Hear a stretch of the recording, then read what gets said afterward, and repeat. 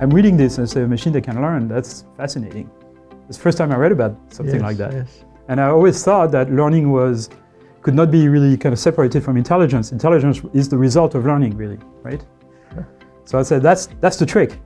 If we're ever going to build intelligent machines, they're going to have to be able to learn. Okay. So there were very, very few people who were actually interested in learning at the time. They were interested in building intelligent machines by typing rules and facts.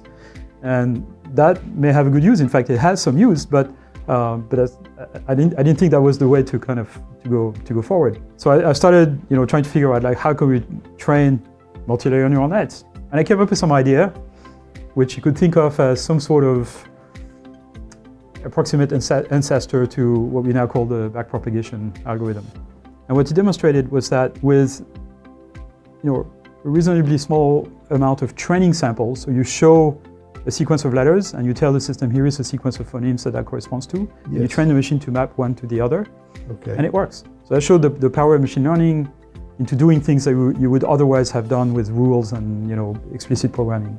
That piece of software gave him and me superpowers. We were the only people who had the tool that allowed us to basically train neural nets in a particular way, and particularly to build what later became convolutional neural nets, which was the thing that everybody now uses for image recognition. So the tools you build for yourself as a scientist give you superpowers. That's super important.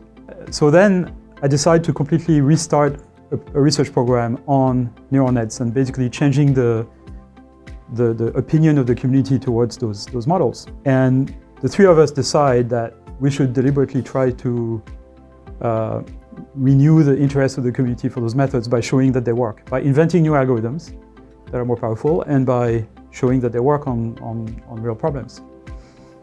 And that succeeded beyond our wildest dreams.